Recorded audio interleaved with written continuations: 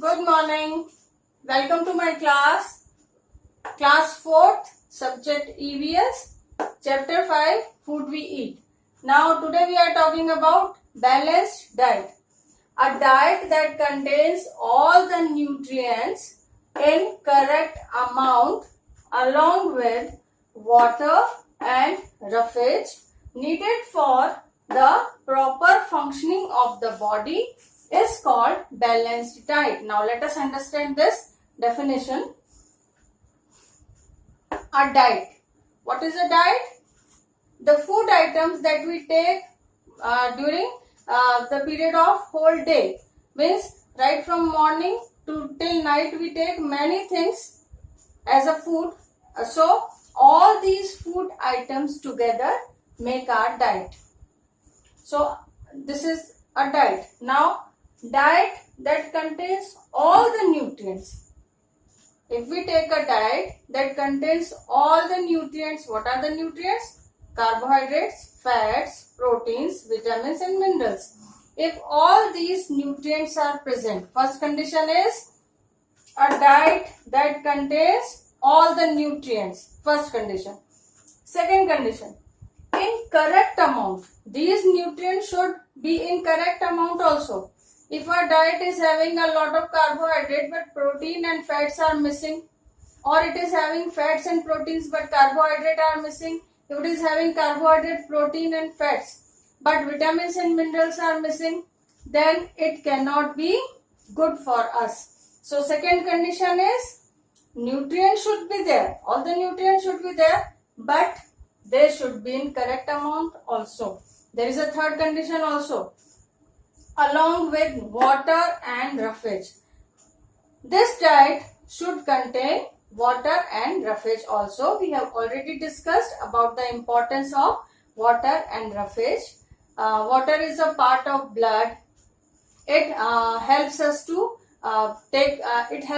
throw waste products out of our body, and it is actually the main part of our body. So water is very important, and roughage, they clean our intestine by which digestion takes place efficiently. So they should also be added to our diet. For what? For the proper functioning of the body. Why are we surviving? Because all the functions inside our body are taking place automatically. That is respiration, digestion, excretion, circulation. So many things are there which are taking place inside our body automatically. We are not making any effort for that. And how is it possible? It is possible when we take a balanced diet. We have to supply the machinery of our body with balanced diet, then it will function properly and we will stay healthy. So I think now every point is clear to you about a balanced diet. It should have all the nutrients. Nutrients should be in correct amount, and roughage and water must be included. If all these things are done, then our body will function properly. So now I read this definition, and now you will find it to be very easy. What is balanced diet? A diet that contains all the nutrients in correct amount along with water and roughage needed for the proper functioning of the body is called balanced diet. So children, though we have already discussed the importance of various nutrients, still let us revise once again that why do we need all the nutrients. Carbohydrates and fats as the sources of energy. Carbohydrate as ready source and fats as reserve source, that whenever there is emergency, we are not getting food, we are on fast, then we can get energy from fats. Proteins for growth and repairing of damages in our body. Vitamins and minerals, they fight against diseases and they keep us healthy. And water and roughage, they are the cleaning agents of our body and they are very important for us. Okay, now we take the next thing, that how to preserve the food.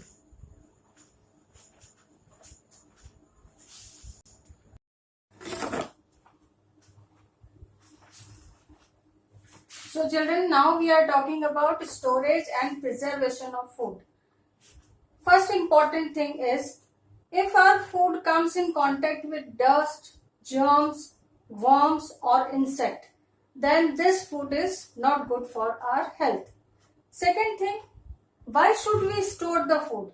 Children, we have to keep some amount of food more than our requirement in our houses so that we can use it as and when required. Now when we have to keep it in our houses, that means we have to store that food items in a proper way. Now what does storing in proper way mean? Storing in proper way means that we have to protect the food from germs and worms and insects and dust. So this way of storage, by which we prevent the entry of germs and worms and dust and insects in our food, is called preservation of food. So we can say preservation of food means storing our food items safe from worms, germs, insects and dust. This is called preservation. Now there are various means of preservation depending upon the type of food item, like adding salt.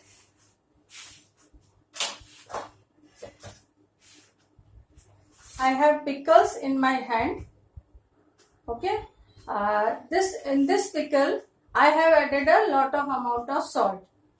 You must be having variety of pickles at your home.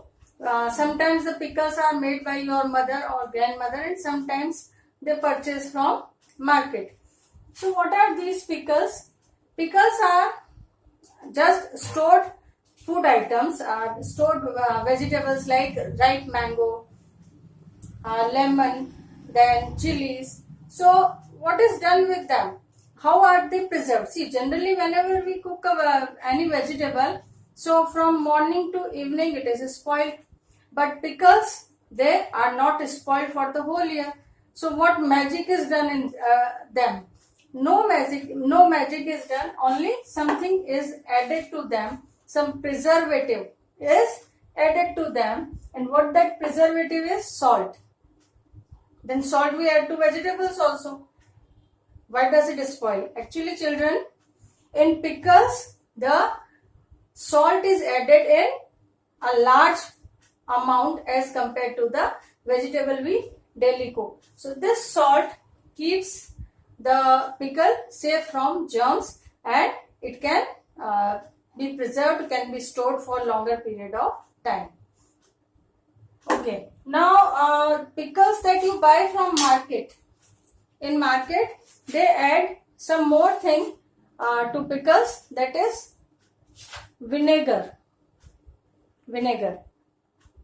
Okay. In common language, it is also known as sirka. This is also a good preservative, and it can save our pickles from germs for a longer period of time as compared to salt. Now fish, those who eat fish, they preserve fish also by applying salt on it. Or keep, just like pickles, fish is also stored with a lot of amount of salt. So this is first way to preserve the food. Now boiling. You must have seen, whenever milk comes in our house, the first thing that our mother or our father or any elderly member, you must have seen that they boil the milk. You know why do they boil the milk? The amount of heat that we have around us, in that amount of heat is suitable for germs to grow. Okay, the amount of heat, the heat which we are having around us, that much of heat is good for germs to survive. So when if we keep the milk without boiling, then it is also on the same amount of heat as our surrounding is, or it is okay. So the germs can easily attack. When we boil, then we rise the amount of heat of that milk, and as a result the germs cannot survive. And sometimes you would have seen, and if the germs were already present in milk, then they are also killed. You would have seen sometimes water is also boiled by your mother to make it germ free. So boiling is another way of preserving the food by which we can kill the germs and we do not allow germs to grow further. Refrigerating and freezing. You all know very well, we keep the things, vegetables and fruits and cooked food items, everything in refrigerator because the environment inside the refrigerator is cool as compared to outside. So I told you the germs can survive in the environment which we are living, the amount of heat which we are having around us, that is suitable for germs. But if the amount of heat is either increased or it is decreased, then germs will not survive. So we boil the food, but we cannot boil all the vegetables. We have to keep them raw. So, and if we have boiled the milk and it is cooled down for the whole day, we cannot boil it. And our food items which are leftovers for the whole night, we cannot sit them heating again and again. So what we do, that we keep them at we keep them in an environment where heat is very low than our surroundings. So the role of refrigerator is this only, that it maintains low amount of heat by which the food items do not spoil. Freezing, sometimes we freeze something. Water is frozen as ice, milk is frozen as ice cream. Okay, milk may be spoiled, but ice cream will not spoil for a longer period of time. So refrigerating and freezing are the another ways of preserving the food. Next is adding sugar. Jams, jellies, murabbas, these are made by adding a lot of sugar, and this excessive amount of sugar helps these things to preserve. Now jams and jellies and murabbas, they are made out of various fruits, and these fruits are preserved by excessive amount of sugar. You know how the jams are made? The fruits are taken and they are heated so that all the water can be removed. Once water is removed, that means moisture is removed, and water and moisture is removed, then it is safe for germs, or we can say whichever germs were present, they are removed. After that, excessive amount of sugar is added and again heated. Now this fruit is totally mixed with sugar, and we can say it is dipped inside the sugar. So the germs which were already present, they are already killed, and now it is inside the preserved in the sugar syrup. In sugar syrup, the germs cannot attack, provided that we keep this is jam, provided that we keep the gems in airtight container. If we don't keep them in airtight container, then germs can attack them. So how are the gems made? The fruits are taken and all the water is removed by heating. Sugar is added. Sugar takes the form of sugar syrup and it becomes the part of that fruit, and now if it is kept in airtight container, it will not spoil for 1 or 2 years. Okay. In the same way, jellies and murabbas are also made by removing all the water and adding sugar. Now dehydration. Dehydration is another method of preservation. Children, D word means absent and hydro word stands for water. Means something in which water is absent or water is removed. That is called dehydration. Now, which things are preserved by dehydration? Potato chips that we buy from market and then fry them in oil. Those potato chips, how they are made? The potato is cut into thin slices. Okay, and those thin slices are boiled in salt water. Now, when we cut it in thin slices and boil it with salty water, all the germs are killed. Now they are dried in sunlight, and on drying, first we boil them in salty water, germs are killed. Now we dry them in sunlight. Then whichever amount of water is present, that will also go out. Now they will come in a perfect dried condition, and now we can store them in airtight containers, and whenever we need to eat, we can fry them and eat, and they are safe. Now, some other things are also dehydrated. Like here I am having mint. What is mint? Pudina. Pudina, when we add it to vegetable, it gives a nice flavor to it, a good fragrance it adds to our food. Actually, it is a herb and it is good for our health also. So, mint is added in some vegetables by your mother after cooking. So, this mint is not available in every season. So, when it is available, like now it is available, then we can take it in a lot of amount and we can dry it inside the room. And these dried leaves can be stored in airtight container, and then they can be used for the whole year to make your food healthy, then to add good fragrance, okay, and to add taste to the food. Similarly, this is curry patta. Curry patta. Okay, it is added to sambar and it is added to curry and so many things, and it gives a beautiful, lovely fragrance to our food. Now this curry patta in Rajasthan, it is also called as meetha neem. Okay, so this can also be preserved by dehydration, but dehydration is not done in sunlight. It is done inside room so that its fragrance may not go. And there is raw mango, curry, kachi curry. That curry is also dried in sunlight to preserve it for the future use. When it is dried up, it is called amchur. This amchur can be powdered and added daily to our vegetables. When we cook them, at the end the amchur can be added. This also adds to taste of our food. So these are the various ways that we can preserve the food. Here it is tomato. Okay, this tomato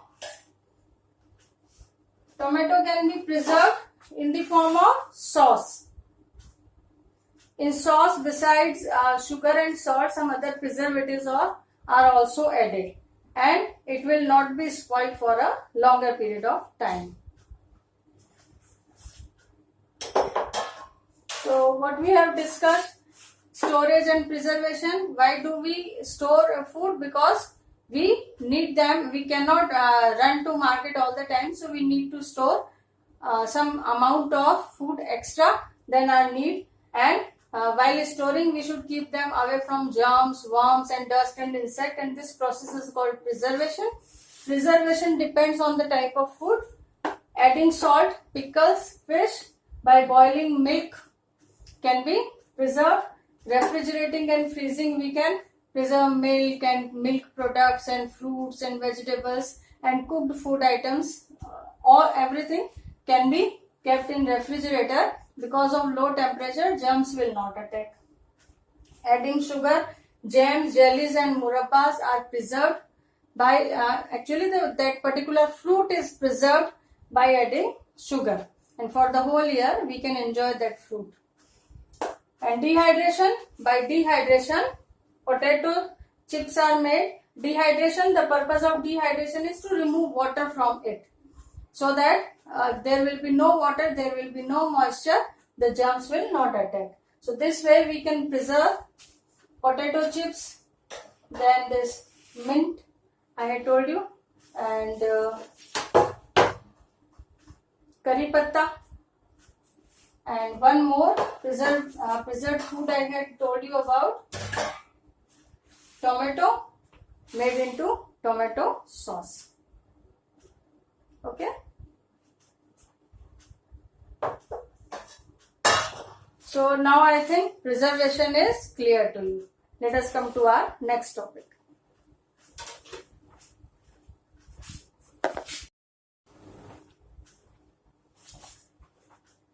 Children, we cook the food, you know well, we eat the cooked food. You know why do we cook the food? By cooking, what are the benefits? First thing, the germs of the food are killed by cooking. Second thing, it becomes soft so that we can chew it easily and it can be digested well. For that purpose, we need to cook the food. But all the items cannot be cooked. There are some food items that should be taken raw. Means they should not be cooked, like fruits and vegetables. A few vegetables you are taking raw, like carrot and radish and some cabbage. You take all these vegetables as salad. And some fruits, means all the fruits like mango, apple, banana, you take them raw. So if these food items are cooked, they lose their nutritional value. So we have to take them raw. Nutrition value means if we cook them, the nutrient which is present in them will be destroyed. So we are eating for the nutrition, for the nutrient which is present in them, and if we cook them, the nutrient is not there, then there is no use of eating them. So fruits and a few vegetables should be taken raw only. Only the thing that we should keep in mind, that the vegetables and fruits that we are taking raw, they should be washed well, because they are coming from market and there may be a lot of dust on them. On their outer surface, the germs may be there. So by washing them well, we are making them clean and healthy for us. Now some other normal habits related to food that we should follow. We are already following, but let us repeat. First thing, we should wash our hand before eating and cooking food, and we should wash our hand after eating and after cooking also. Second thing, we should wash vegetables before cutting, not after cutting. Third thing, we should try to take clean and fresh food as much as it is possible.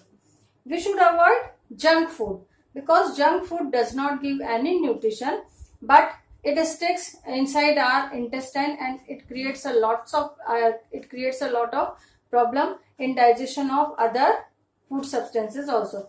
Okay, once in a while, 2-3 months you have taken some junk food, it's okay, but don't make it your habit and don't replace your healthy food with junk food, otherwise it will be really harmful for you. And one more thing we should avoid, that is wasting our food. We should take as much food as required in our plate. We should not take a lot of food and then throw it, because many people are not having normal kind of food. We are having a very good diet. We are having a balanced diet. We should not waste it. Rather, if it is left over, then we can give it to some needy people. So our mother should also take care that she should not cook much extra food, and we should take care that in our plate we should take only as much food as is required for us. Okay, thank you children. The chapter is over. I hope I have helped you. You are able to understand the chapter. Thank you.